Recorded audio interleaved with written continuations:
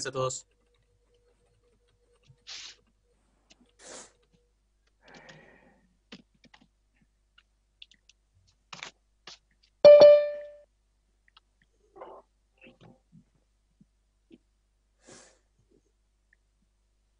Well, we will begin. Bueno, vamos a comenzar. Bienvenidos todos. Muchas gracias por participar. Quisiera agradecer a la Sociedad Irlandesa de Hombro y Codo y a nuestros amigos irlandeses y también a la Embajada de Irlanda en Argentina que publicitó esta reunión. Este no es simplemente otro webinar entre dos países, sino que en Argentina vive la quinta comunidad en número de irlandeses y es la mayor de América Latina. Y hay mucha gente en Argentina que dice que proviene de Irlanda. Si nosotros tenemos que dar un nombre icónico, es Ballymore. La gente que viene de allá eran expertos en cría de animales y en ese momento la provincia de Buenos Aires estaba expandiendo muchísimo la ganadería en ovejas, o sea que en ese momento convertirse en gauchos no era para nada difícil. No nos sorprende entonces que muchos pequeños pueblos con nombres irlandesa están situados en la provincia de Buenos Aires. También es muy común ver edificios que tienen el aspecto de edificios irlandeses y el primer rascacielos de Buenos Aires tiene por nombre Kavanagh. No tenemos tampoco que sorprendernos porque haya tantas instituciones sociales y educativas que expresan la cultura irlandesa. La lista de gente famosa de Argentina con sangre irlandesa es interminable. Hurley se juega en Argentina. El diario más antiguo de Irlanda, fuera de Irlanda, se publicó en Argentina desde 1875. Por ejemplo, el 20 de abril de 1919, ese periódico publicó una información sobre sus cuestiones que estaban sucediendo en Europa. Lo que muchos no sabemos es que alguna de estas personas era argentina y puso la bandera irlandesa sobre el techo de GPO y luego fue salvado de la muerte por tener un pasaporte argentina. Después fue nombrado como representante de Irlanda ante el gobierno de Argentina y Argentina fue el primer país en reconocer a Irlanda como una nación soberana. La medicina no está exenta de esta historia compartida. En 1780, un organismo que estaba a cargo del entrenamiento de los médicos se creó en la ciudad de Buenos Aires. Michael O'Gorman de Irlanda fue su primer director. Entre las muchas cosas que introdujo fue una pequeña caja de vacunas y participó en la Revolución de Mayo. Él donó su biblioteca al nuevo Estado. El padre Anthony Fahey es el gran patriarca de la comunidad irlandesa en Argentina. En 1848 fundó el Hospital Irlandés, que se conoció en principio como la enfermería para los inmigrantes irlandeses, y también trajo a las hermanas para colaborar en esa institución.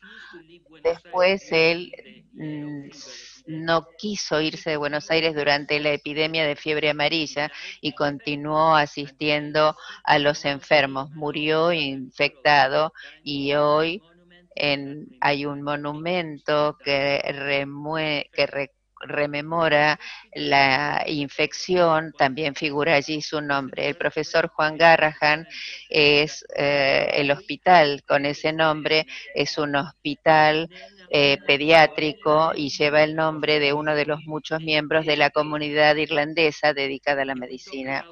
Si hablamos de Irlanda o de irlandeses y medicina, tengo que mencionar a mi madre. Ella era médica y psiquiatra, era una mujer irlandesa, divertida, graciosa, etcétera, pero era mejor no hacer lío con ella. Hace algunos años tuvo la posibilidad de visitar Irlanda usando su pasaporte irlandés y para aquellos que no tienen estos antecedentes familiares puede ser difícil imaginar lo que tuvo que pasar, esa sensación de volver al país de sus ancestros, como Tony McCarthy escribió en un editorial en Irish Roots, en una revista de genealogía, un irlandés que se iba o que se fue en ese momento de Irlanda y después no volvió, pero hoy los descendientes tienen la posibilidad de estar en contacto con su patria de origen otra vez y esta sensación ha durado a través de los años a pesar de la distancia y del idioma, pero como hemos visto, la relación entre ambos países va un poco más allá que los vínculos sanguíneos. Como se ha dicho, hay una historia compartida y un aprendizaje permanente de uno al otro. Hoy vamos a agregar otro capítulo a este aprendizaje, la cirugía de hombro y codo por primera vez y estoy seguro de que esto va a continuar en el futuro. Por lo tanto, gracias otra vez por participar y vamos a comenzar con nuestro webinario. Tengo el gran placer de presentar al doctor Gowan Harley, que va a hablar del retorno al juego después de cirugía de inestabilidad glenohumeral. Muchas gracias por la presentación. Realmente cuando vinimos a Argentina hace algunos meses lo pasamos muy bien.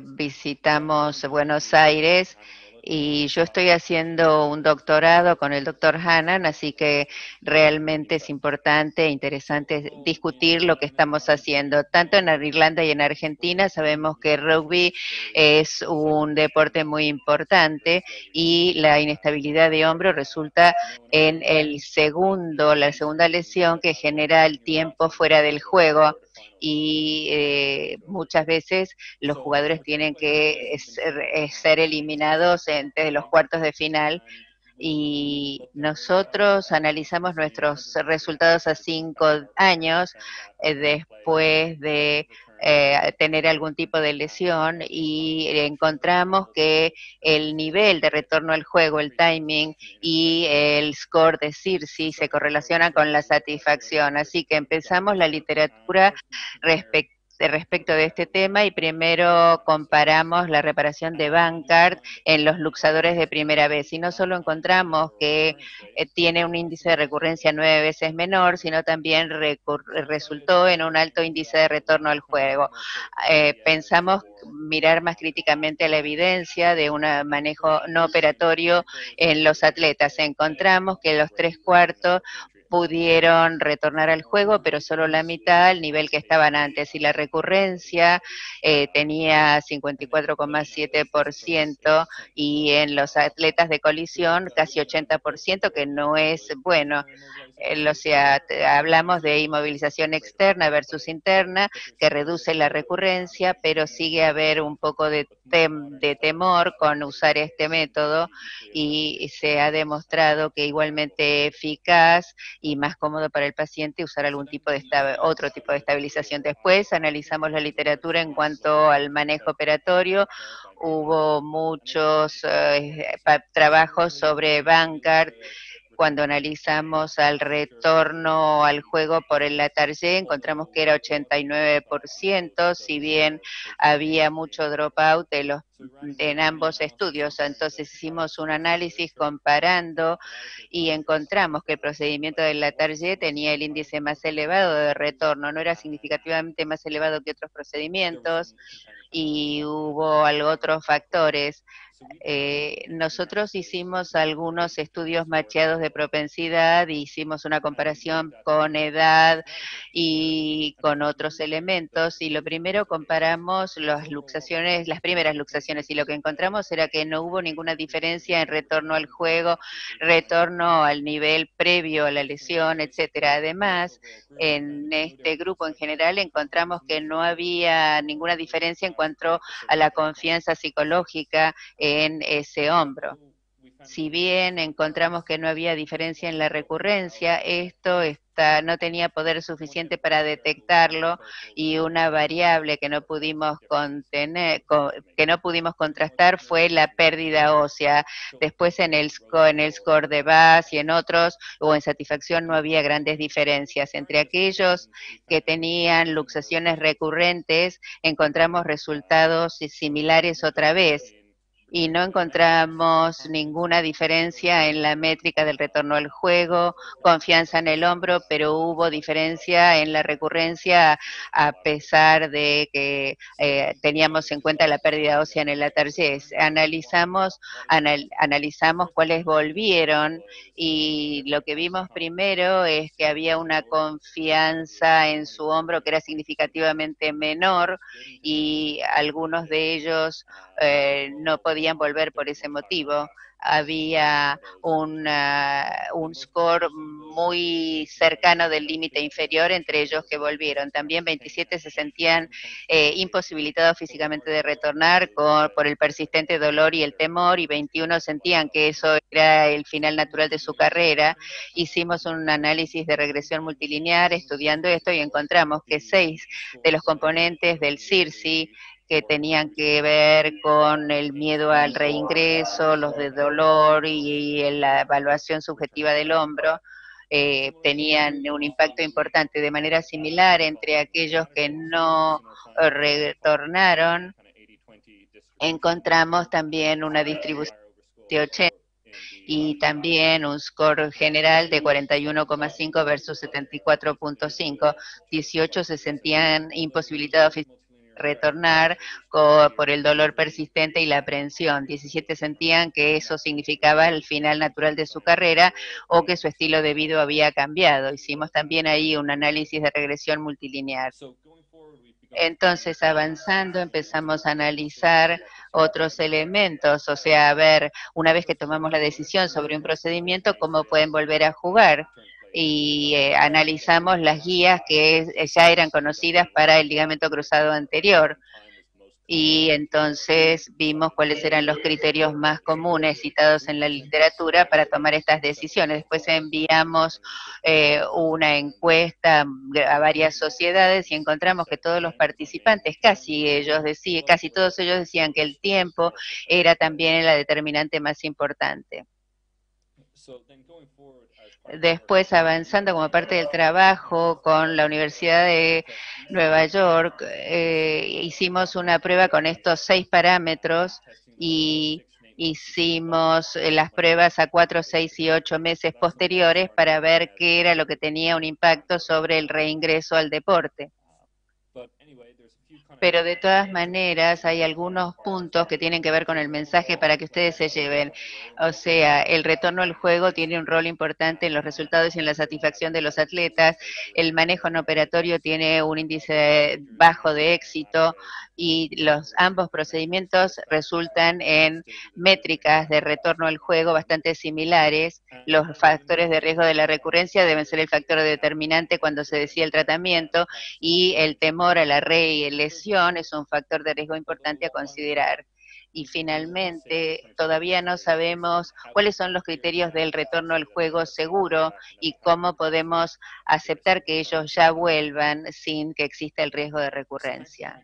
Muchas gracias por haberme permitido dar esta charla. Realmente les agradezco. Ha sido excelente trabajar en este proyecto, y si hay alguna pregunta, con muchísimo gusto la voy a contestar. Gracias, Owen. ¿Hay alguna pregunta? ¿Hay alguna pregunta? Vamos a dar un poco de tiempo para que se puedan escribir las preguntas.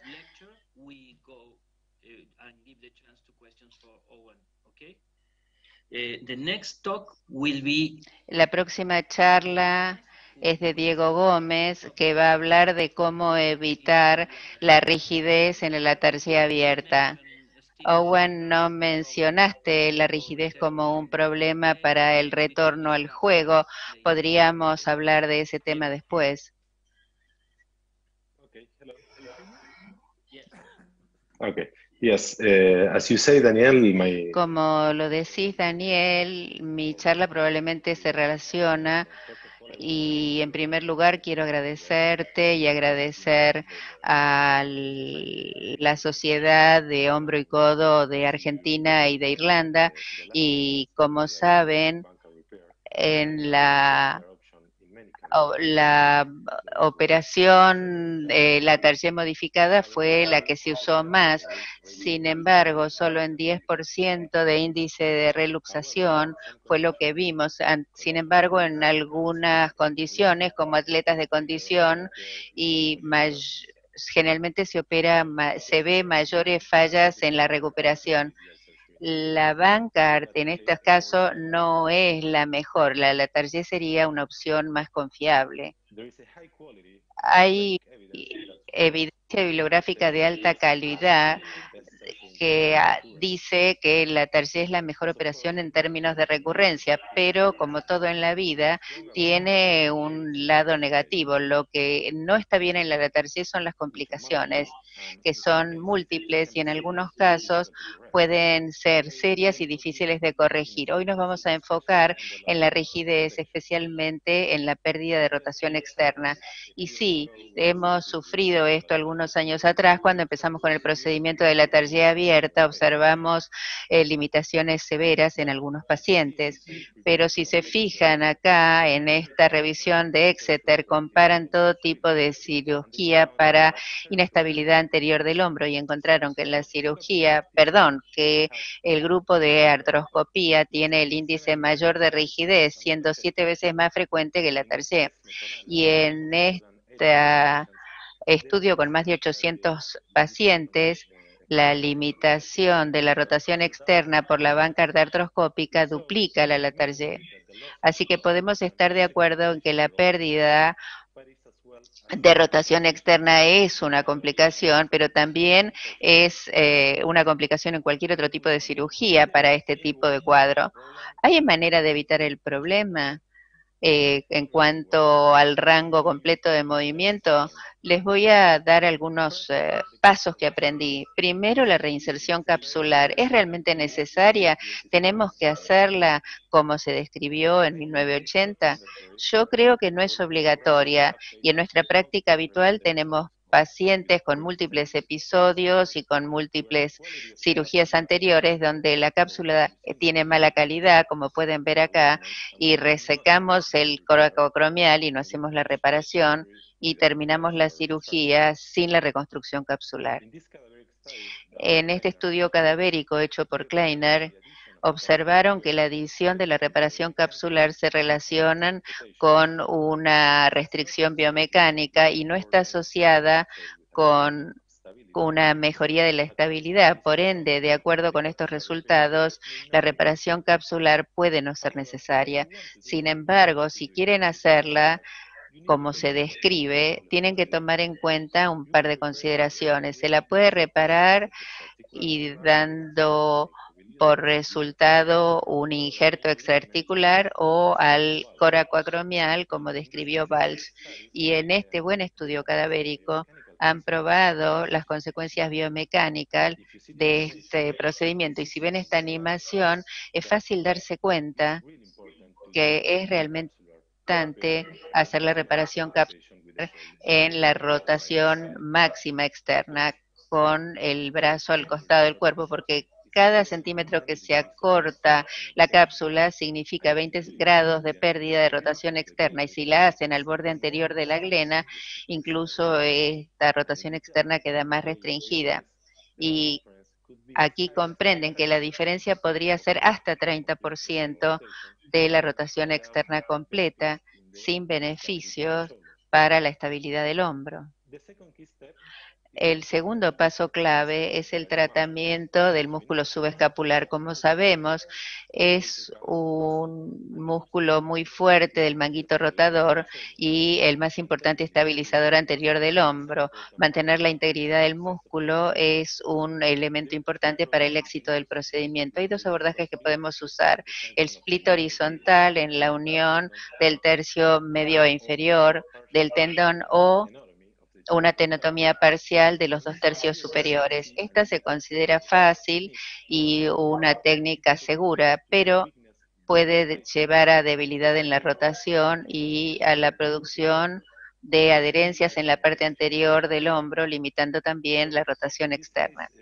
En este buen artículo de Ersen, tomaron 120 pacientes divididos en dos grupos, hicieron ambos abordajes y vieron que pedían el 50% de resistencia en rotación interna el paciente con tenotomía. En el artículo más extenso de la literatura, que es escrito por Palladini, estudiaron 376 pacientes y vieron una pérdida general de función del subescapular y un límite de la función de rotación externa. Finalmente, Marcus Scheibel observó un 53% de insuficiencia después de una tenotomía del escapular, y este valor puede ser hasta de 91% en una cirugía de revisión. Por estas razones, recomendamos, toda vez que sea posible, hacer el split del subescapular cuando se hace una latarsia abierta. Esto también se relaciona con la rehabilitación, que es el tercer paso. Si uno hace una tenotomía del subescapular, hay que proteger la reparación durante 3 a 6 semanas después de la cirugía.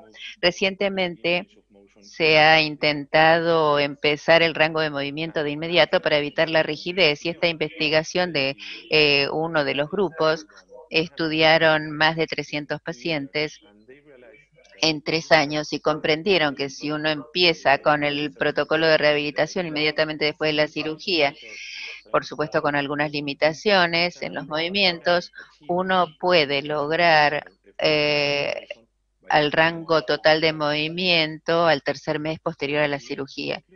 Entonces, para concluir, quiero decir que en la literatura el índice de recurrencia del Latarjet es menor, podemos observar, tiene más complicaciones.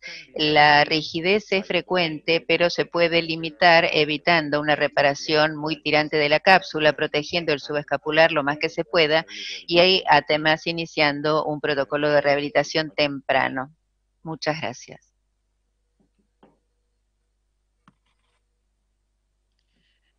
Muchas gracias, Diego. You're welcome.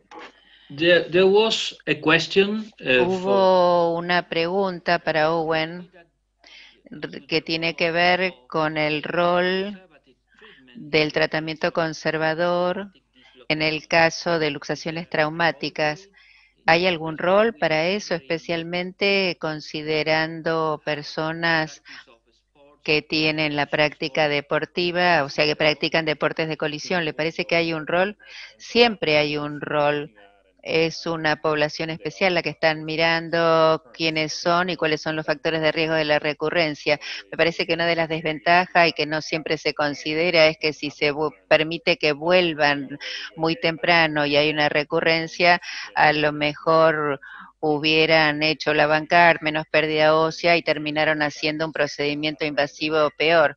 O sea que hay que considerar los factores de riesgo y también el momento de la temporada, si está cerca del final o en distintas etapas de la competencia. A lo mejor ustedes pueden permitirles que vuelvan para que traten de terminar esa temporada. Me parece que hay un rol para todo, hay que encontrar la indicación adecuada, y tampoco uno puede decir siempre que esto es así o es asá, o sea, tiene que ver con cada paciente. Buena respuesta. ¿Hay alguna pregunta del panel? Una pregunta para Owen. Yo estoy de acuerdo en que deberíamos abandonar la toma de decisiones en cuanto a retorno al deporte solo basado en tiempo. También hay que evaluar y también hay que ver cómo cicatrizó el coracoides, pero quiero preguntarte específicamente sobre el tiempo, si hay algún punto de tiempo después de la cirugía en que es más riesgoso para el paciente. ¿Cuál es tu opinión en cuanto al tiempo? Bueno, me parece que el tiempo es importante. No sabemos en este momento. Creo que con la Target podemos ver cuál es la consolidación ósea y con la de Bancar tenemos menos claridad al respecto. Estamos tratando de ver si hay un tiempo definido. No sabemos todavía si hay diferencia entre 4 y 6 meses. Y en la encuesta que nosotros hicimos, una de las preguntas tenía que ver con el tiempo. La mitad dijeron 4 meses, o sea que ese sería evidencia de nivel 5 y a lo mejor necesitamos mejor evidencia para definir y un estudio prospectivo nos permite ver si hay un momento determinado en que sería mejor que volviera ese atleta. Vamos a seguir con la próxima charla. Leo va a hablar del uso de ácido tranexámico en el procedimiento de la Target.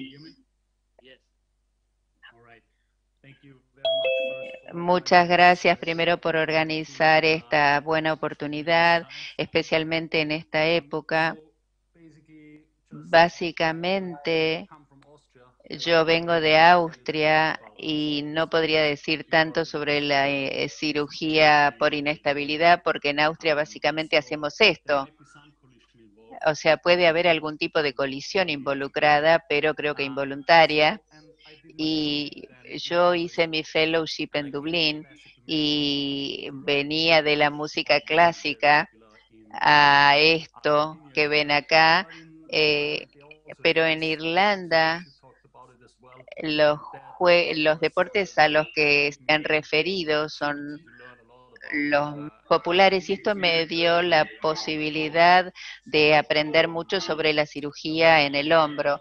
Quiero hablarles un poco de un estudio que nosotros hicimos en nuestra experiencia con el procedimiento de la Target, que todos ustedes conocen, y encontramos básicamente bajos índices de complicaciones, pero sentíamos que el hematoma posoperatorio a veces se produce, a veces tenemos que llevar al paciente nuevamente para drenar el hematoma y pensamos en cómo podíamos usar el riesgo de hematoma post-Latarjet. Si nos fijamos en la bibliografía, el hematoma se informa en 1 a 2% en el sentido de aquellos que necesitan un drenaje quirúrgico. Obviamente hay un cierto grado de hematoma después de la Target en todos los pacientes. Ahora, hablando de ácido tranexámico, se introdujo o se desarrolló en Japón en la década de los 60 y básicamente es un antifibrinolítico que hoy se usa mucho en todo tipo de cirugía, especialmente después de la operación. Y en breve es un inhibidor del sitio de unión de lisina que reduce la activación de los fibrinógenos y estabiliza la trombina después de la cirugía. Se usa en todo tipo de cirugía, especialmente en ortopedia se usa mucho hoy en día y se usa de rutina en artroplastía de cadera y rodilla para reducir la formación de hematoma y el dolor posoperatorio. Más recientemente también se ha usado en artroplastía de hombro y se ha encontrado que reduce también las molestias postquirúrgicas y también parece que puede reducir el edema y el dolor posoperatorio. Así que pensamos hacer prueba en la cirugía de la Target con esto, o sea que el propósito de nuestro estudio fue evaluar el efecto del ácido tranexámico en la formación de hematoma, y los resultados eran básicamente sobre el dolor y el consumo de opiáceos, que hoy en día es un tema muy importante después del procedimiento de la Target. Y pensamos o esperábamos que el ácido tranexámico en realidad reduciría el riesgo de hematoma y el dolor. Logramos las aprobaciones necesarias de los comités de ética y usamos una técnica modificada de Walsh, y Hanan y yo hicimos las cirugías. Así que básicamente fue un ensayo randomizado y con control. Reclutamos 100 pacientes que se randomizaron y todos aceptaron que, bueno, era ciego el estudio respecto de la asignación, o sea que tuvimos 50 pacientes en el grupo de placebo y 50 en el de ácido tranexámico. Hicimos una evaluación de la pérdida de sangre intra y postquirúrgica y monitoreamos el dolor posoperatorio, el uso de morfina. Las estadísticas eran bastante estándar y lo que encontramos fue que la pérdida de sangre en general no hubo grandes diferencias entre los estudios. Los tiempos de la cirugía, si bien no fueron significativamente diferentes, pero parecían ser un poquito más bajos en el grupo con ácido tranexámico. Hubo una cirugía de revisión por rigidez posoperatoria en el grupo de control, y acá vemos los efectos del ácido tranexámico sobre la pérdida de sangre que se redujo.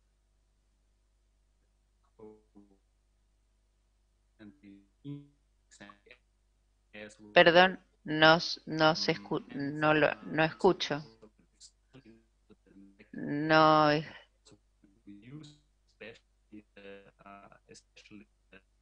Perdón, pero no puedo escuchar al orador.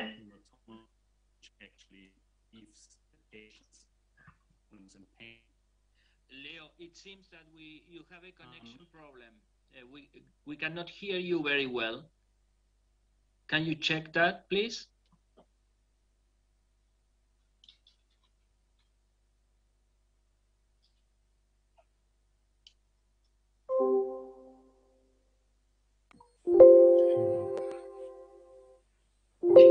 Okay, yes. Daniel, I have a question from our YouTube channel. Good, let's go. Tengo una pregunta del canal de YouTube porque parece que Leo ha tenido un problema de conexión. Para todos los oradores, ¿en qué momento después del procedimiento de la Target recomiendan comenzar la rehabilitación?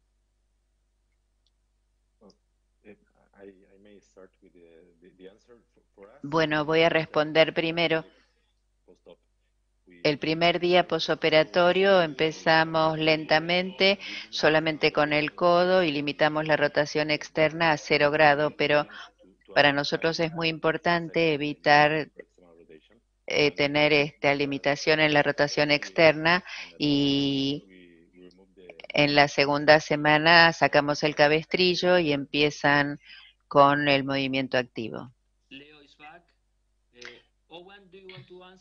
Owen, ¿querés contestar? Y después le damos tiempo a Leo para...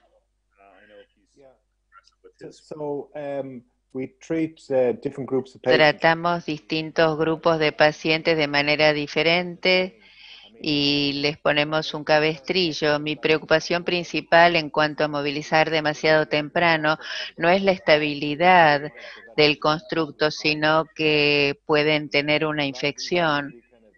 Estos son atletas bastante robustos y tienen una densidad en la zona de la herida. Entonces, para esos atletas profesionales, generalmente los mantenemos en cabestrillo 10 días, porque si no empiezan a mover mucho y hay riesgo de hematoma. Y para los atletas de recreación les mantenemos 3 semanas y después empezamos con la fisioterapia. Okay. Daniel. Leo, yes, Daniel. Leo is back. Leo, you were speaking about Estabas hablando de la cantidad de sangre, de la pérdida de sangre. Esa fue la última que se escuchó. Obviamente funcionó bien todo el día y ahora no. No te preocupes. Podemos comenzar otra vez con esa transparencia. Bueno, en la parte inferior de la pantalla donde ven los efectos del ácido tranexámico, se redujo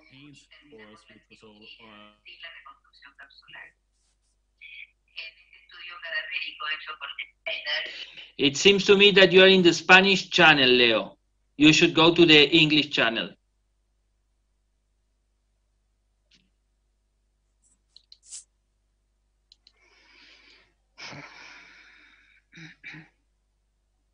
Okay, no, again he has some connection problems. Bueno, parece que hay un problema de conexión nuevamente.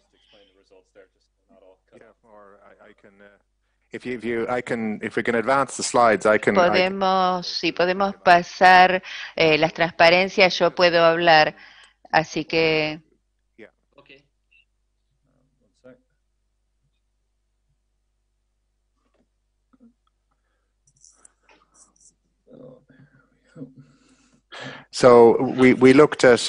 nosotros analizamos una cantidad de factores. Uno era la pérdida de sangre, analizamos la pérdida intraoperatoria y había muy poca diferencia entre la intraoperatoria. Analizamos también el tiempo de la cirugía y si bien hubo un tiempo levemente reducido, esto no tuvo significancia estadística. Hubo una gran diferencia en los resultados en cuanto a drenaje, o sea que le pusimos drenaje a todos para ver cuánto era lo que se drenaba y el promedio, como pueden ver acá, fue 29.6 para el grupo que tuvo ácido tranexámico y para el control 65.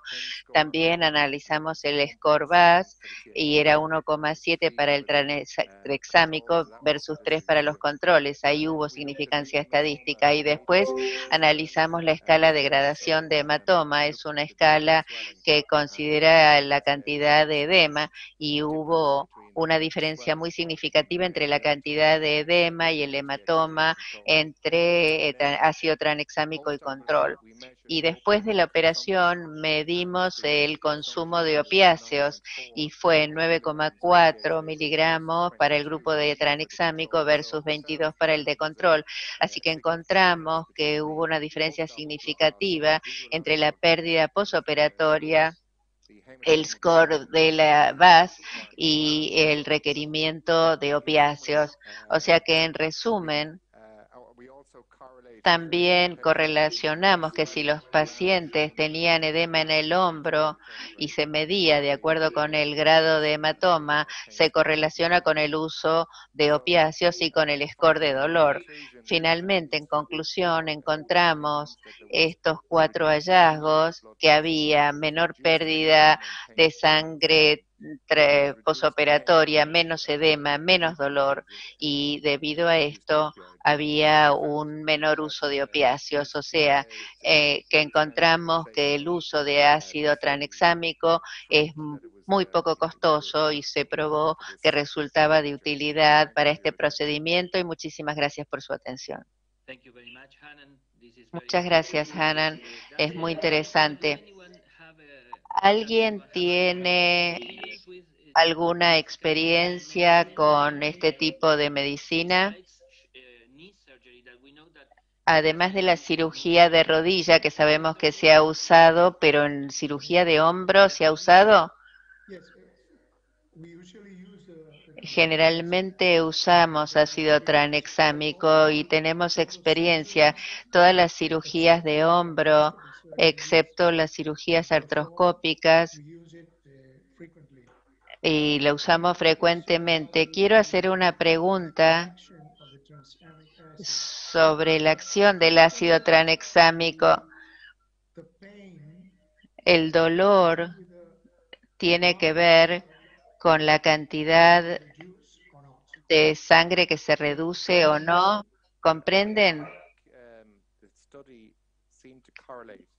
Parece que el estudio correlacionaba lo que hablamos de la graduación de hematoma, pero la mayoría de estos pacientes no tenían un hematoma significativo, o sea, era desde no hematoma hasta hematoma visible y no tuvimos ninguno que tuviera un edema significativo, salvo uno o dos, pero se correlacionaba directamente con el consumo de opiáceos, la pérdida de sangre, y esto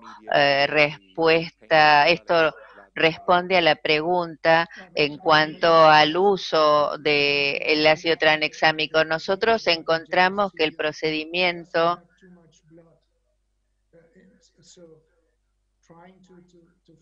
tratar de encontrar alguna correlación con el dolor y la sangre, por eso es que yo quería hacer esta pregunta. Quizás en personas mayores, no con el procedimiento de la Target, hay más sangrado, no en personas jóvenes, no el sangrado no es tan intenso. Yo tengo un comentario para Diego. Primero, felicitaciones por tu excelente charla. Disfruté mucho la animación y las envidio mucho. Mi comentario es que los pacientes que tienen inestabilidad recurrente del hombro, que no son candidatos para el ATARGE, suelen perder rotación externa, pero no se dan cuenta por la aprehensión, y cuando van al consultorio todos los miran los signos de inestabilidad y después, por la aprehensión, no ponen el brazo en posición de rotación externa justamente porque tienen aprehensión.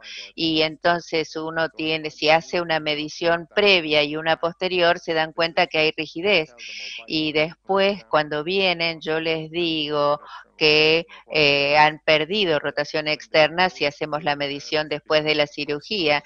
Y cuando van a la fisioterapia, por primera vez ahora alguien está midiendo la rotación externa cada semana y tienen conciencia de ellos, pero si uno desde el principio tienen rigidez, van a volver y van a decir que el fisioterapeuta me dijo que tengo rigidez, pero vos me dijiste que la tenía de antes, así que me parece que es bueno hacer este tipo de estudios de comparación. Yo creo que ver el examen bajo anestesia a estos pacientes, y también informo los planes de fisioterapia. Si en un paciente que tiene rigidez, yo quiero que se mueva más rápidamente, y si tiene una buena rotación externa, eso va a modificar mis instrucciones al fisioterapeuta. A lo mejor podemos empezar antes con este tipo de rehabilitación, y desde el día 1 empiezo y hasta llegar a 30 grados, pero si no hay ninguna rigidez, entonces empezamos con movimientos pasivos. Tenemos una última pregunta porque queremos tener tiempo para el análisis de los casos. Juan Patiño. Hola a todos.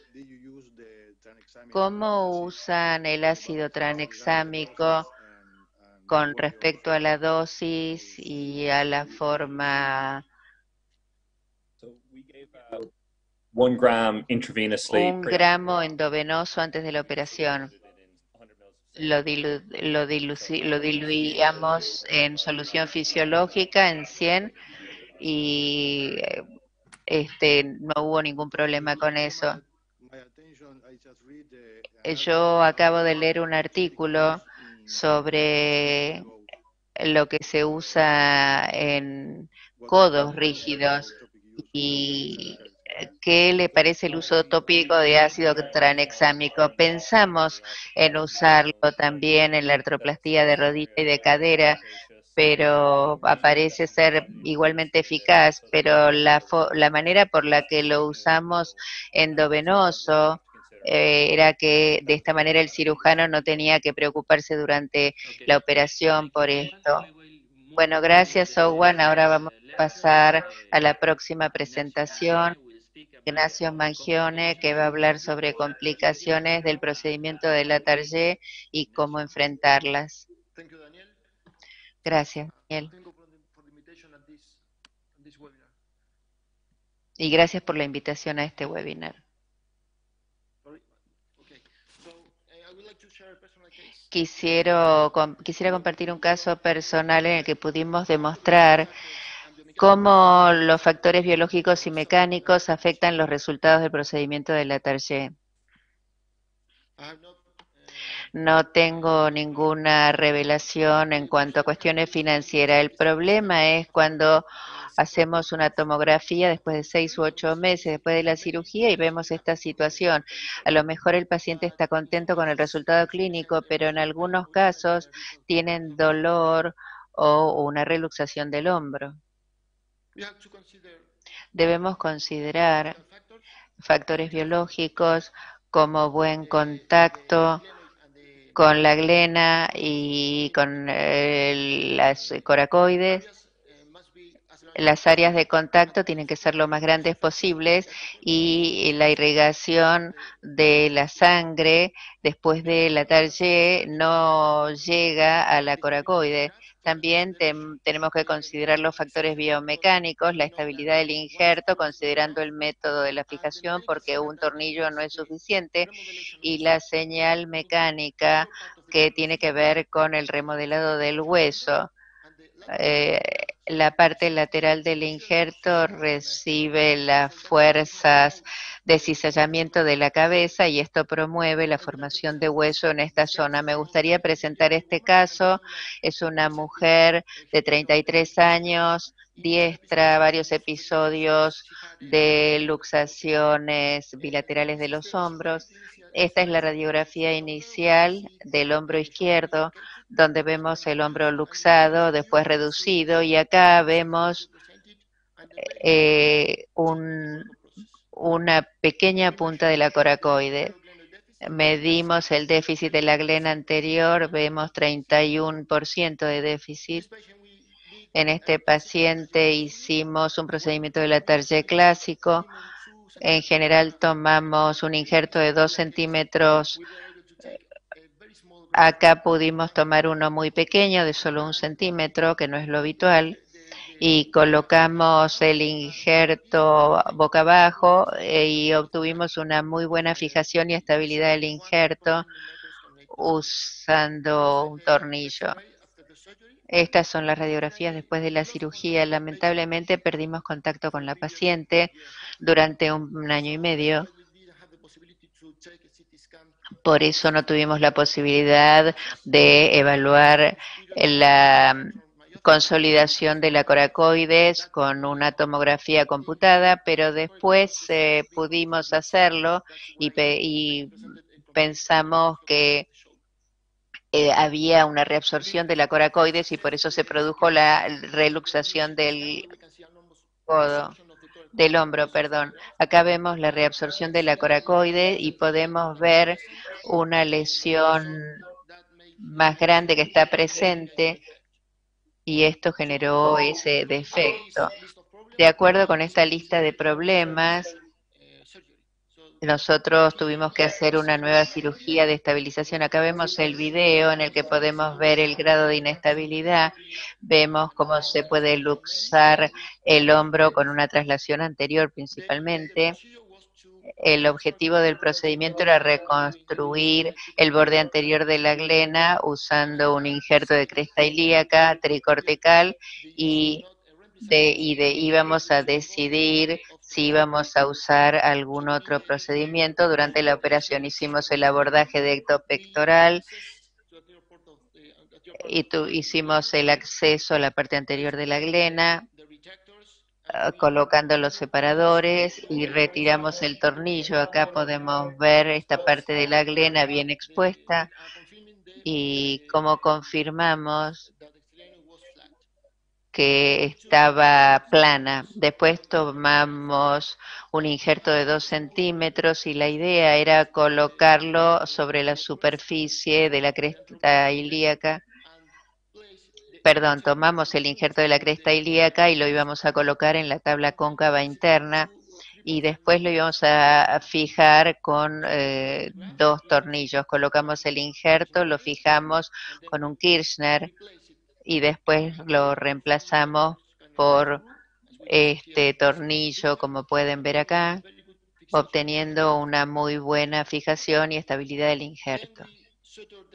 Luego suturamos la cápsula anterior usando una sutura por debajo de las cabezas de los tornillos y pasándola a través de la cápsula, y suturamos anatómicamente el tendón del subescapular asegurándonos de poner el hombro en 20 a 30 grados de rotación externa para evitar la limitación.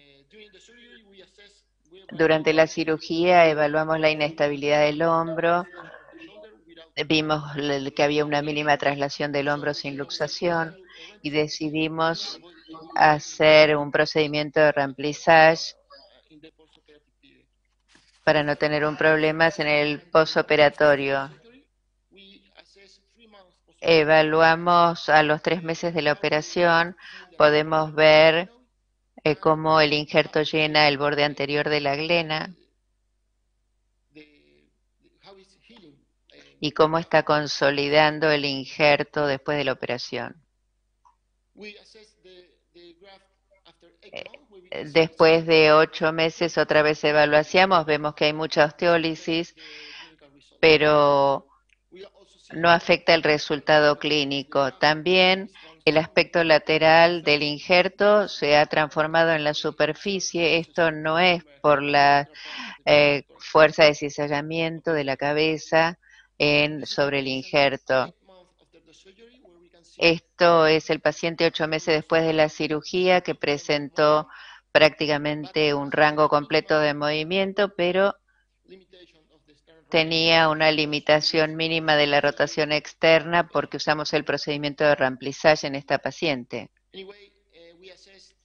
Evaluamos de todas maneras los resultados usando distintos scores, obteniendo buenos resultados y una mejoría clínica. En conclusión, podemos decir que el éxito depende de algunos factores: contacto óseo entre la glena y el injerto, que debe ser bien congruente, la vascularidad de las superficies, tomar un injerto mínimo de 2 tornillos para poder poner 2 tornillos en una buena posición, y el lugar en el que fijamos el injerto para pudiendo aprovechar de las fuerzas de cizallamiento de la zona. Gracias.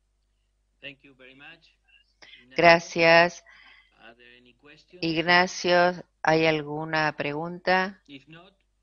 Si no, sí, Ruth, y después pasamos a tu caso.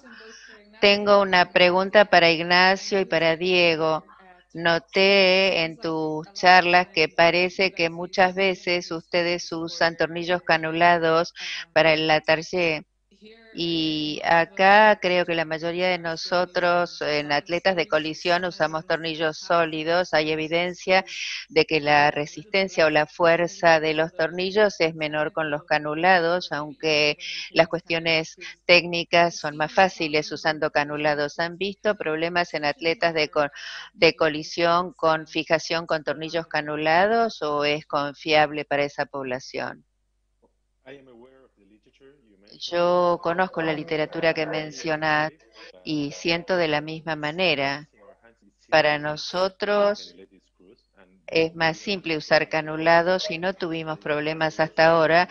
Hemos estudiado nuestra serie, hemos hecho 50 procedimientos Latarjet en los últimos 3 años y no hemos tenido ningún tipo de problema con estabilidad. Por supuesto, nuestra población es un 20%, o sea, un 20% son atletas de colisión solamente.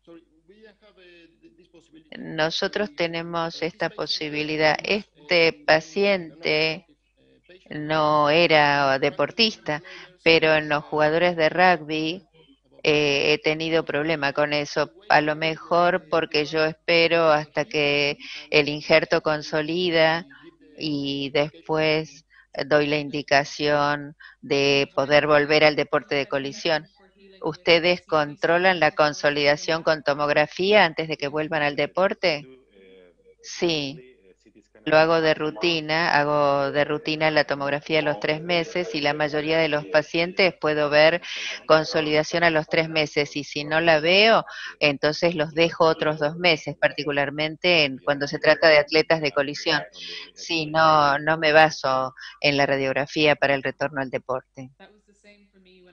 Para mí fue lo igual cuando trabajé en Estados Unidos. Obteníamos una tomografía a los 3 meses. El problema en Irlanda es que muchos de los pacientes que tratamos por inestabilidad están en el sistema privado y el seguro no cubre la tomografía. O sea que el paciente tendría que pagar 350 euros, que es mucho, y creo que pedirles pagar ese dinero para hacer un chequeo, creo que la mayoría de nosotros no lo hacemos, a menos de que no pueda ver algo muy bien, o a lo mejor en un jugador de rugby profesional, donde estamos tratando de apurar las cosas, pero no podemos hacer la tomografía de rutina. Yo probablemente en recreativo a los 4 meses y en los profesionales probablemente a los 3 meses, y dependiendo de la intensidad de su requerimiento de volver al juego. Pero debo decir que si uno tiene buenas imágenes y confiables, y yo no estoy contento con las imágenes radiográficas, voy a pedir una tomografía, pero uno no quiere estar irradiando a la gente, así que yo realmente estoy satisfecho con las placas simples, y si hay alguna duda, entonces ahí pido una tomografía, o sea, si hay alguna duda sobre, por ejemplo, una preocupación con el injerto o dolor o algo así, pido la tomografía. También tengo una pregunta para Ignacio. No abriste el remplissage y a veces nosotros lo hacemos en combinación con en un paciente epiléptico con otro procedimiento, y te pregunto cómo lo haces en una técnica abierta.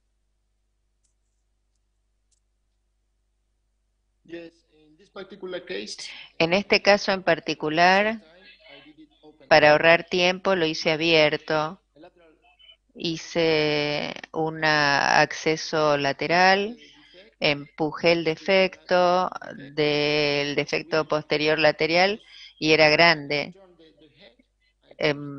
Giré la cabeza, empujé con el dedo encima de ahí, hice una mini abertura del infraespinoso, pasé el ancla y después pasamos las suturas en distintas partes del infraespinoso.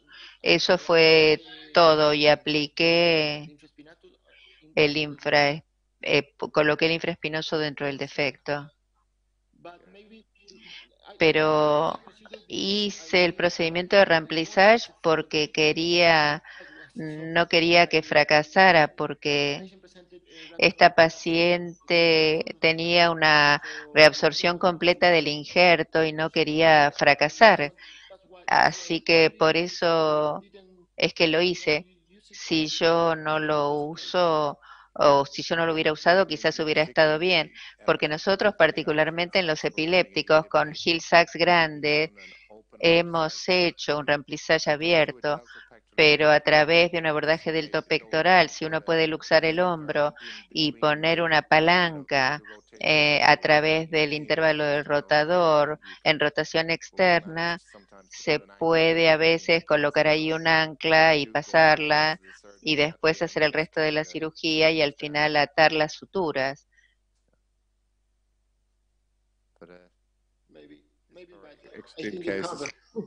Quizás sí.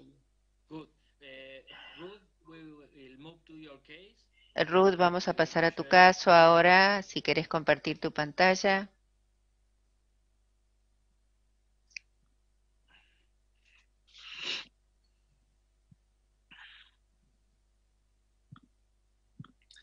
Okay, I'm just going to present a Voy case. a presentar un caso en algunos minutos, a lo mejor tiene algunas cuestiones interesantes para comentar. Gracias, Daniel, por incrementar las relaciones entre la Sociedad de Hombro de Argentina e Irlanda. Yo disfruté mucho mis 2 viajes a Argentina y espero que cuando el mundo vuelva a algo más normal, espero volver a ir.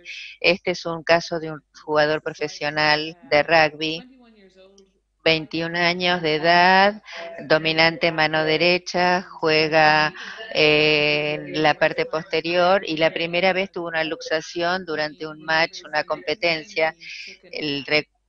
Tuvo un impacto, recibió un impacto de atrás en el hombro cuando estaba en la posición de robar la pelota y se luxó hacia anterior, lo pudo volver a poner en su lugar algunos minutos después. No tenía ningún tipo de antecedentes de inestabilidad, él tenía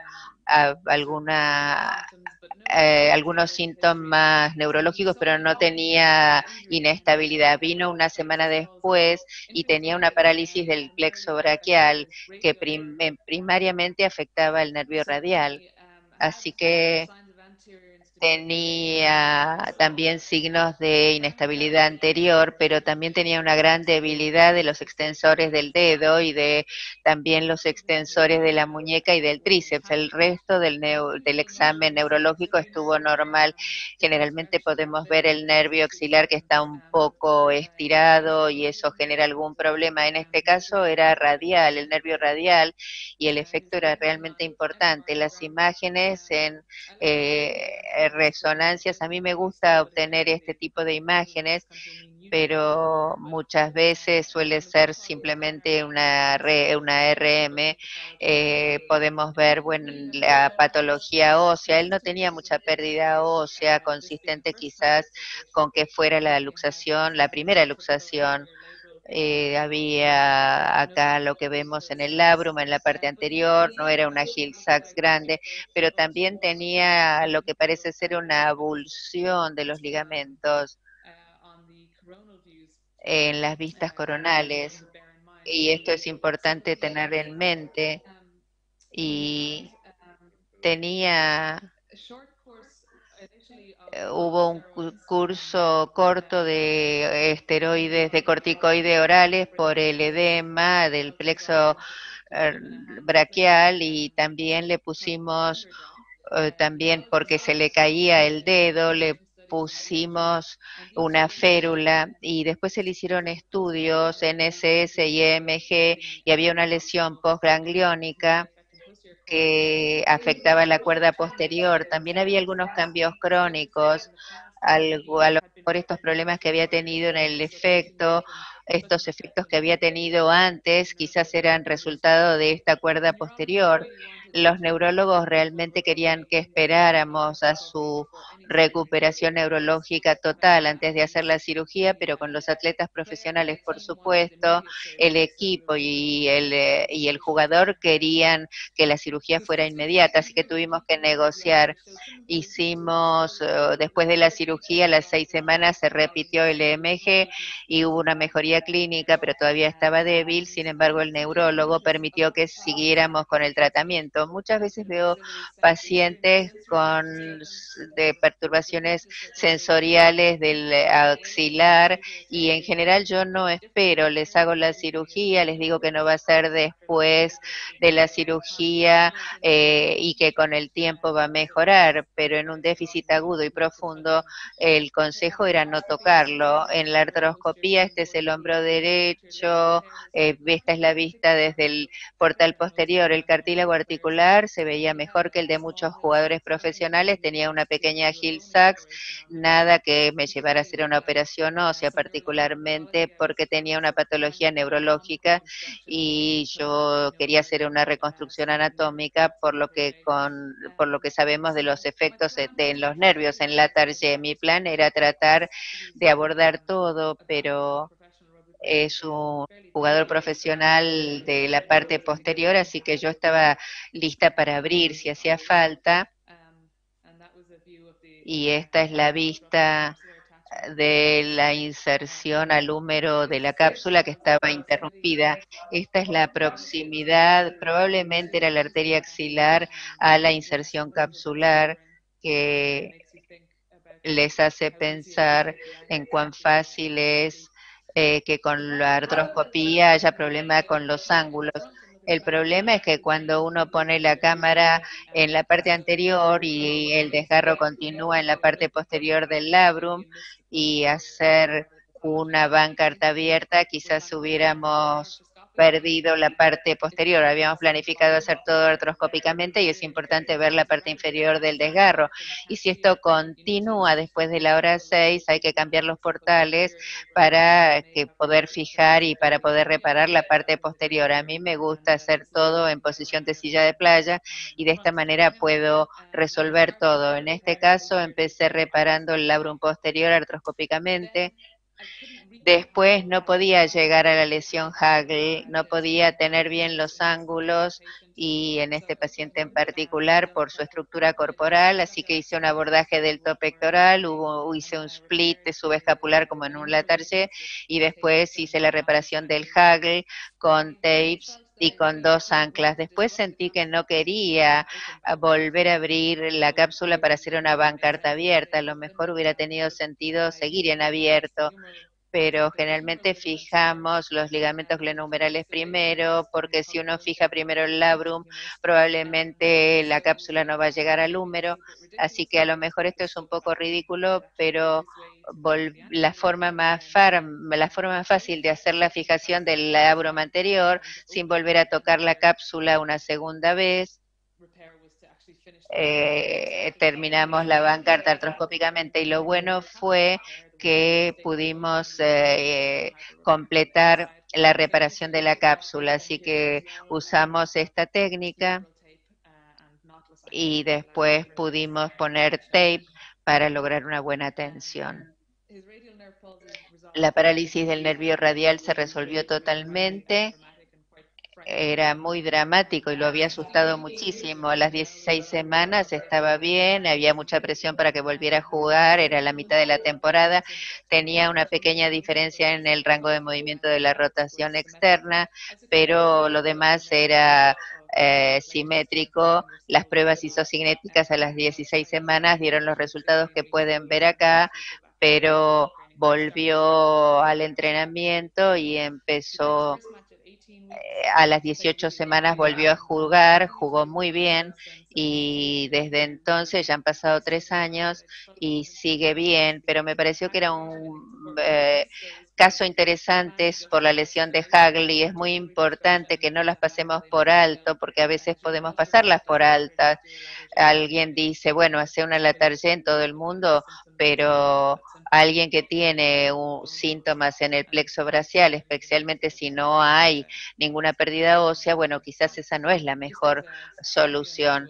O sea, fue un caso de inestabilidad un tanto inusual. Muchas gracias, Ruth, un caso muy interesante. ¿Hay alguna pregunta?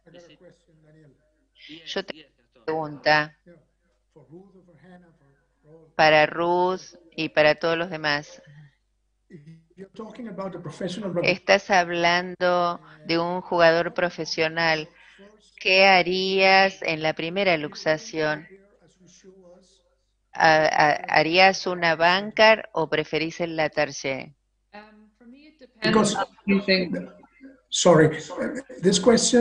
Esta pregunta es porque cuando es un jugador profesional de rugby, sus demandas son muy elevadas. Entonces, si uno hace un procedimiento de bancar, no sabes qué va a pasar en el futuro. A lo mejor con el Latarjet es más seguro para nosotros hacer un procedimiento de Latarjet. Por eso es que estoy haciendo esta pregunta.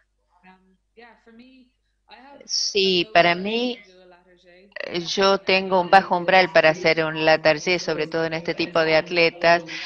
Yo estuve como fellow de Jill Walsh y por eso quizás, y muchos de los jugadores también tienen conciencia de los distintos tiempos de rehabilitación. Tienen amigos, otros jugadores que se le hicieron la cirugía de 3 meses y no la de 6 y piden que se le haga esa. Y creo que probablemente es más robusta. Si es la luxación, la primera luxación y hay poca pérdida ósea o no hay pérdida ósea, es una decisión difícil. Quizás tendríamos que pensar en una banca abierta versus una latarcea abierta. A lo mejor con la latarcea abierta hay menos índice de recurrencia, pero con la banca menos índice de complicaciones. Así que me parece que si es la luxación, la primera luxación, y decidimos operar, para mí depende de las imágenes, de la pérdida ósea, pero si son atletas de colisión, tengo un bajo umbral. De todas maneras, la decisión la tomo en conjunto con el paciente. Wants to add anything to Anna? that?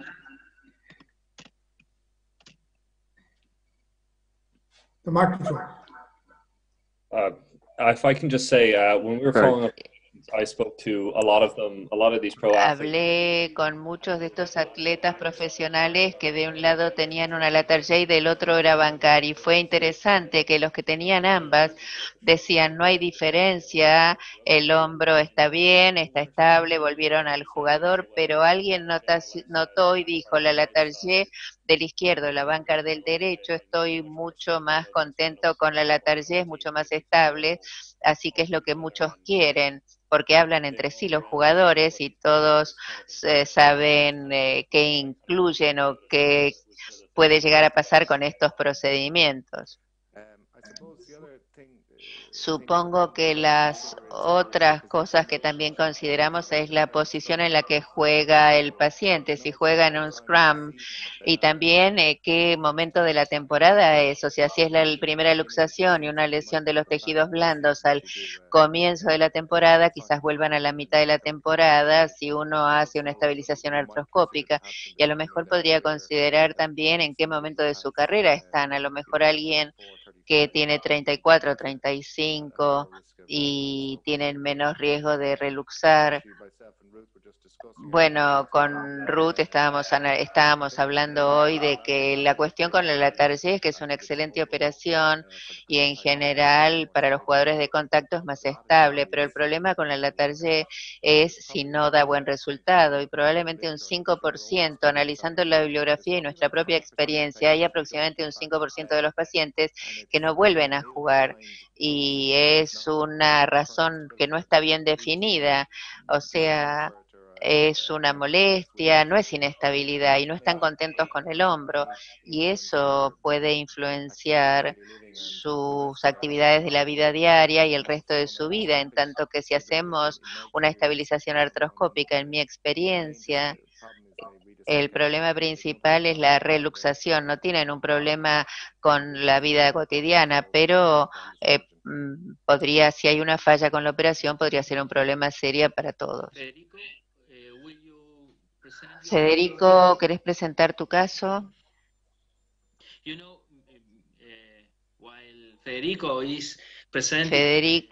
Mientras Federico presenta su pantalla, lo que dijiste sobre comparar ambos hombros, la latarcea de un lado y bancar del otro, esto nos pasaba hace algunos años cuando algunos jugadores de rugby acá tenían bancar abierta de un lado y sentían que la bancarta abierta era más estable.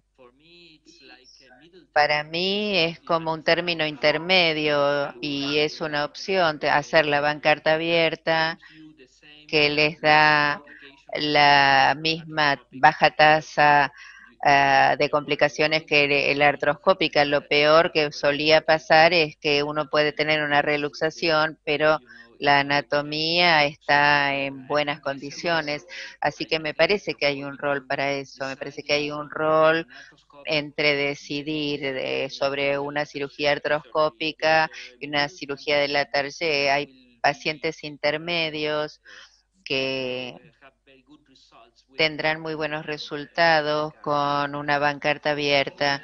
Lamentablemente, a lo largo de muchos años, los resultados de la bancarta artroscópica se comparaban con la bancarta abierta, pero son procedimientos totalmente diferentes y los resultados son diferentes.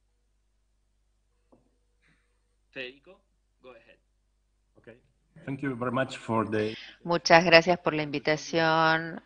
Y quiero decirles que cuando era niño fui a una escuela irlandesa acá en Argentina Así que realmente tenía mucho interés en hacer este webinar. Les voy a mostrar un caso de un paciente de 24 años que tuvo una luxación anterior traumática del hombro derecho y después tuvo múltiples luxaciones dolorosas, por lo que se le hicieron múltiples reducciones cerradas. Este es el examen. Tenía rango de movimiento completo, pero una laxitud anterior severa y con el test de aprehensión y de reubicación. Esta es la evaluación radiológica inicial en una vista AP. Acá vemos que el paciente tiene un defecto glenoideo grande que no es común de ver. Y esta es la vista axilar en el mismo momento. La tomografía muestra una Hill-Sachs y un defecto de la glena grande en la parte de adelante. O sea que si hacemos una comparación entre el hombro derecho y el contralateral, podemos entender que estamos hablando de casi 40% de defecto de la glena, es grande. Así que, ¿cuáles son nuestras opciones? Tratamiento conservador, reducción y fijación interna, reparación de los tejidos blandos, procedimiento de Latarjet, un procedimiento Eden-Gibinet. A lo mejor si no tenemos un fragmento óseo hay procedimientos que no podemos usar. Yo usaría un Latarjet o un aumento con injerto óseo. Como se trataba de un defecto muy grande de la glena, yo me sentía más confiado con el Eden y Binet. Puse al paciente en la posición de silla de playa, hicimos un procedimiento abierto, un abordaje del pectoral pequeño y la mejor ubicación del injerto óseo es entre hora 3 y hora 5. A nivel con la línea articular es importante el obtener radiografías intraoperatorias en este caso para estar seguros de la ubicación y de la dirección de los tornillos. Hice algunas radiografías simples al segundo día posoperatorio para confirmar la posición. Se lo inmovilizó durante 4 semanas se alentó la rotación externa pasiva. Esta era la tomografía computada al seguimiento a 3 meses. Ven que el fragmento óseo sigue estando en una buena ubicación. Este es el rango de movimiento final, activo y pasivo a los 5 meses de seguimiento. ¿Cuáles son las desventajas de hacer una Latarjet versus la que yo hice? Tenemos el efecto cabestrillo de una transferencia coracoide que no está disponible en el procedimiento descripto, pero también esto podría ser tan efectivo como la Latarjet. Muchísimas gracias por su atención. Muchas gracias, Federico. ¿Hay alguna pregunta? Si no, vamos a pasar al caso de Hanan. Creo que Ruth tiene una pregunta. Tengo una pregunta, un comentario para Federico y a ver cuál es tu opinión. Yo tuve un caso muy similar que hice hoy y me preocupaba el tamaño del defecto óseo, cuál es la limitación de la Latarjet, es muy grande y yo lo presenté en el Ateneo. Otro de los colegas me sugirió que podría ser una Latarjet, pero hacer la modificación de arco congruente y ver si colocando la coracoide de esa manera a lo mejor genera un injerto más grande, así que no estaba seguro. Yo tenía preparada la cresta ilíaca, medimos el defecto en la tomografía computada como lo mencionaste. También medí la coracoides porque a veces hay variabilidad en la coracoides de los pacientes y decidí que tendría suficiente coracoides si la rotaba. Y no sé si ustedes tienen experiencia, para mí fue la primera vez de hacer un arco congruente, a lo mejor se pueden cubrir defectos mayores, a lo mejor la fijación no es tan fuerte. Me pregunto si eso es otra opción en cuanto a injerto antes de usar cresta ilíaca. No sé realmente cuál es mejor, pero en mi mente pensaba que era más fácil hacer una revisión que una Latarjet y por eso me sentía más confiado con esa opción, pero me parece que ambas opciones son buenas para este tipo de casos. Bueno, mi paciente solo tiene 12 horas de seguimiento, así que la próxima vez que hagamos un webinar les voy a poder contar qué pasó. Quisiera hacer una pregunta. Nos estamos quedando sin tiempo, Gastón. Pasemos al próximo caso y al final podrá hacer la pregunta. Hanan, muchas gracias Daniel y gracias por invitarnos a esta ocasión tan interesante en este webinar.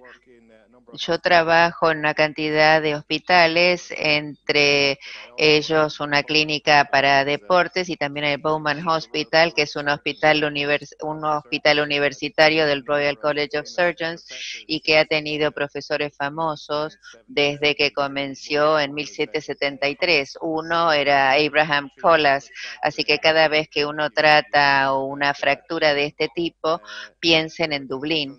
Así que es un centro quirúrgico nacional y también tenemos un centro de derivación en epilepsia, así que vemos mucha inestabilidad.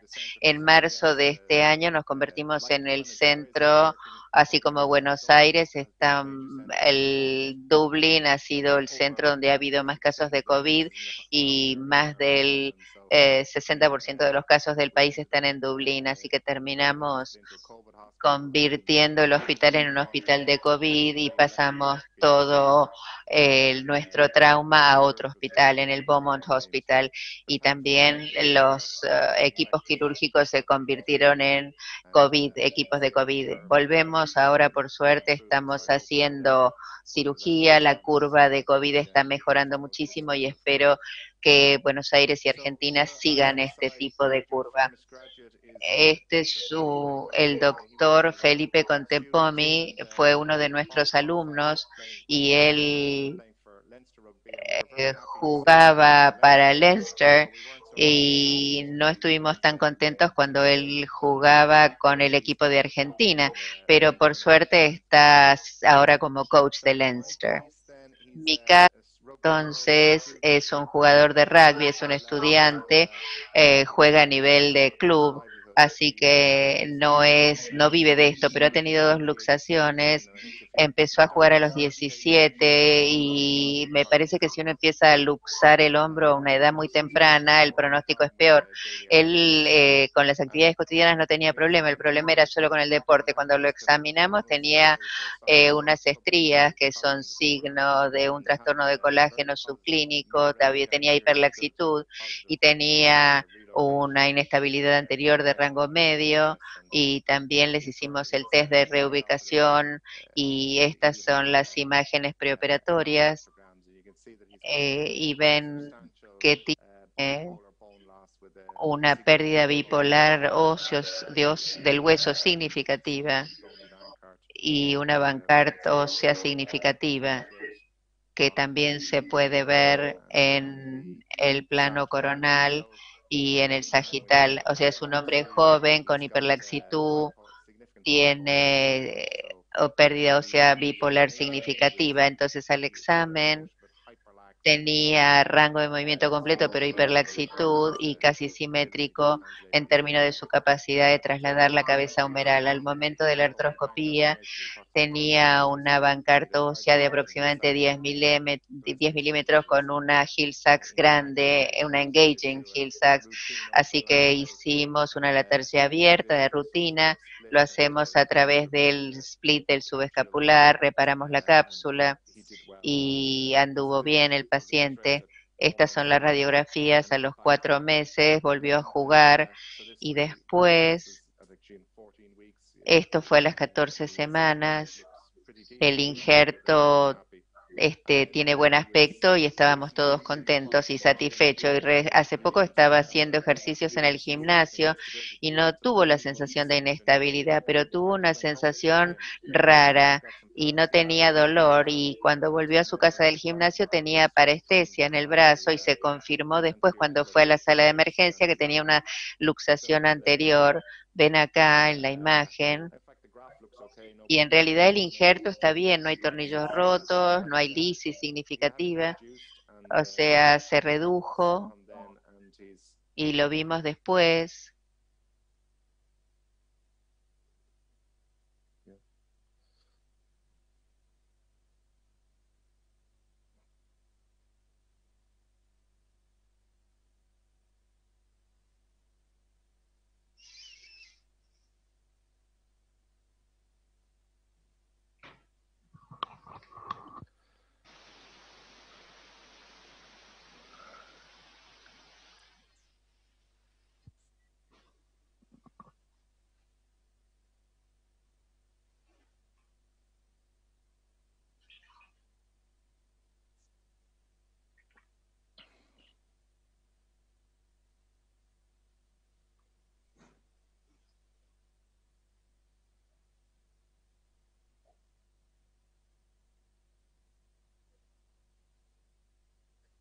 So we got repeat X-rays and again they look. Obtuvimos placas repetidas, el injerto se ve bien.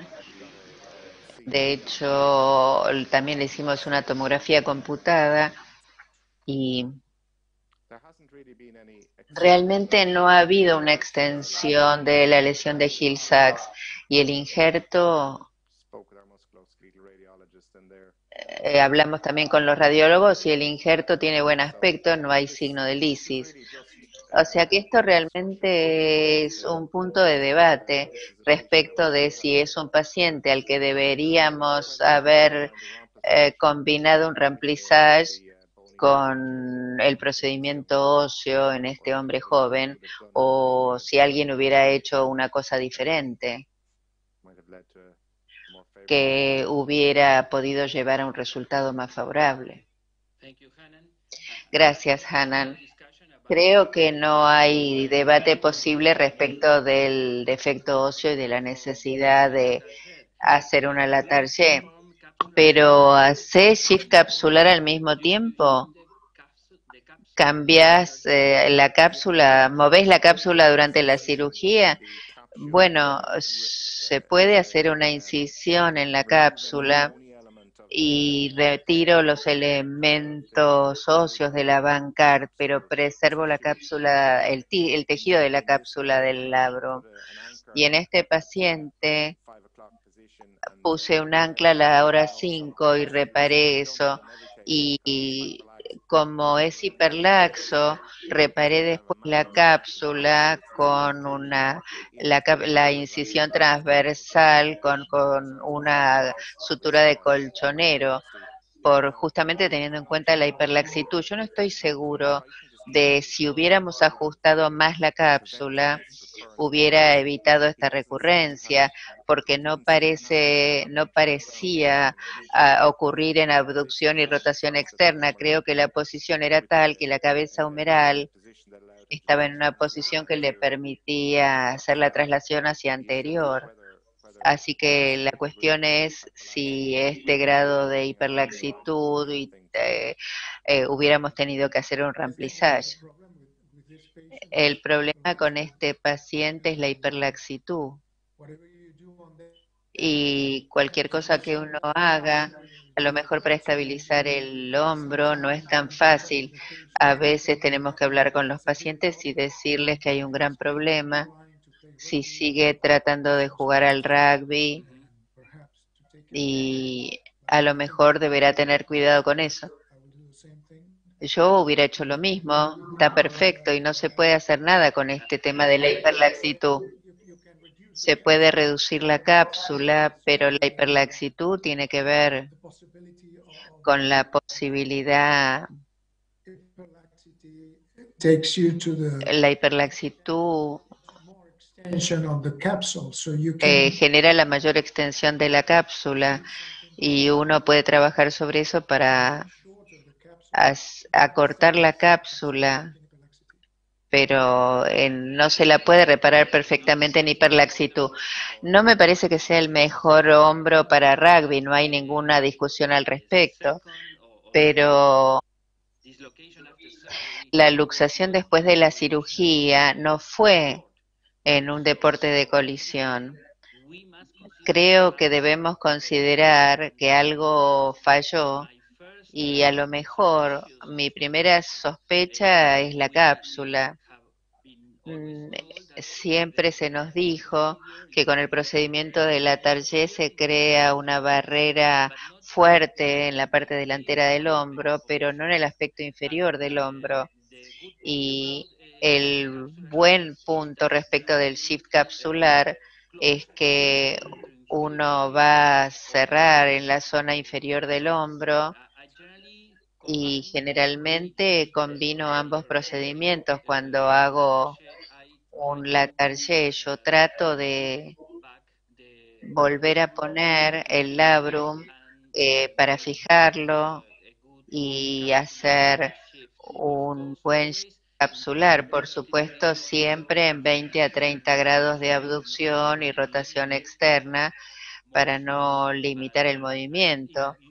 Pero si tenemos 2 minutos, les voy a mostrar un caso, una inestabilidad multidireccional, pero podemos aprender algunas cosas relacionadas con la cápsula.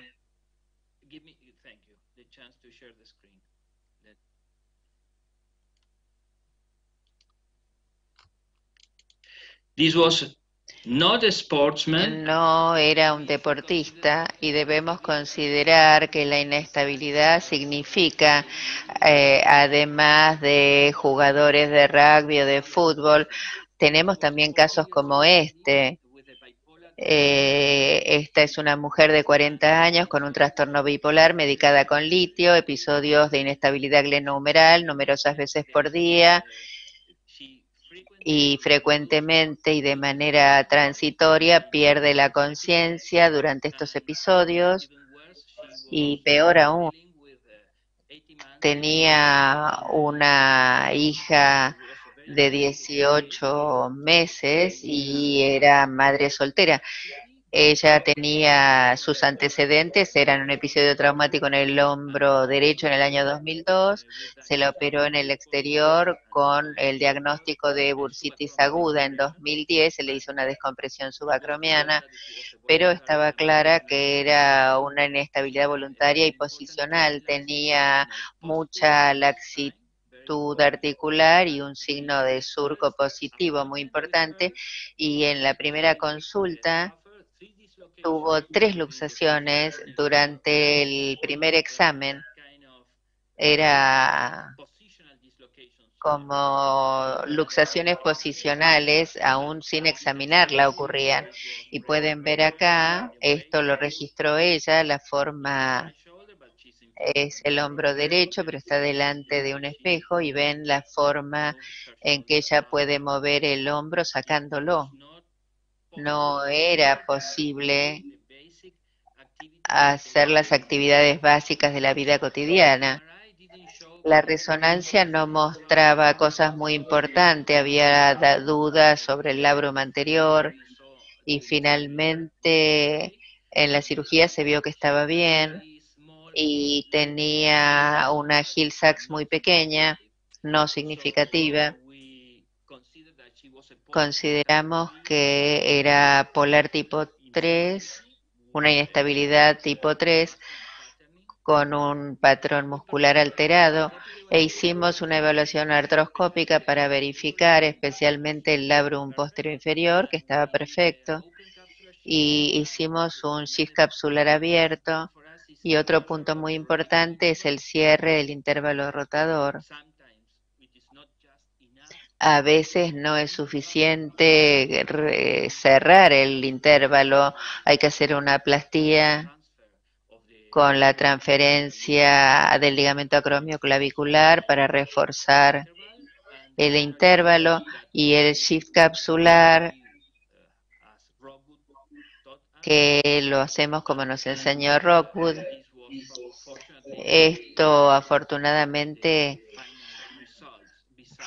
son los resultados finales, además de tener problemas psiquiátricos. El problema era la laxitud, y fue posible con un buen shift capsular, y yo confío mucho en el shift capsular abierto, fue posible recuperar una vida normal. Por eso generalmente trato de combinar ambos procedimientos, el shift capsular y el procedimiento de Latarjet, cuando hay un defecto óseo importante. Creo que en esta paciente de la que estamos hablando, a mí me encantaría ir y cerrar la cápsula. So it's interesting,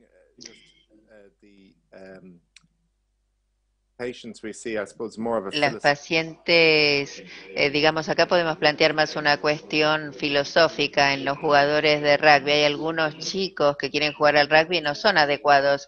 Uno de los problemas es que uno puede tener un jugador que a lo mejor tiene sobrepeso, es pesado, y cuando juega, los que tienen menos de 12 o menos de 14, es al que conviene darle la pelota para que pase entre todos, y aun cuando sea hiperlaxo, los hombros no le molestan hasta los 16 o 18 años, y ahí ya está bastante involucrado en el deporte, y ahora los otros tienen más músculo y entonces no pueden competir con ellos, y también los hombros se convierten en un problema, y eso es un problema serio cuando uno trata con padres ansiosos y entusiastas. Sí, a veces se van de mi consultorio llorando cuando les explico que el hombro no fue diseñado para el rugby, y alguien dijo que el mejor procedimiento en la medicina deportiva es cambiar el deporte que uno practica. Es difícil cuando la familia y los compañeros todos juegan al rugby y uno no puede jugar al rugby, pero creo que eso no es parte de nuestra responsabilidad. Bueno, creo entonces que desde el punto de vista de casos, creo que estamos bien, creo que nos ajustamos al tiempo. Gastón, si querés decir algo, y si no, cerramos este webinar. Quiero agradecer a nuestros amigos de Irlanda. Realmente fue un placer para mí participar con ustedes y compartir el conocimiento. Es muy importante para nosotros tener vuestra opinión, y las presentaciones fueron perfectas, principalmente las amistades que tenemos. Eso es lo más importante. Así que muchísimas gracias por compartir esto con nosotros. Gracias. Y en nombre de Ruth y Owen y Leo, y en mi propio nombre, ha sido un gran honor y un privilegio que nos hubieran invitado a este webinar. Lo único que falta es un vaso de Malbec. Bueno, la próxima vez vamos a tener la copa de Malbec. A lo mejor en el futuro podemos también reunirnos personalmente cuando el mundo esté mejor y a lo mejor podríamos hacer reuniones conjuntas y eso sería muy bueno para ambas sociedades. Muchas gracias a todos ustedes. Daniel fue el que inició todas estas conexiones cuando me contactó en el 2018, me parece. Así que muchas gracias por mostrarnos cuáles son las conexiones entre nuestros países y posibilitar esto. Muchas gracias por vuestra buena voluntad y participación y por supuesto debemos incluir en este webinar a Austria. Así que aun cuando no juegan al rugby, pero son buena gente. Gracias, muchas gracias. Okay. Okay. Thank you very much. Buenas noches. Bueno, gracias. Bye-bye. Thank you. Gracias a todos. Bye-bye.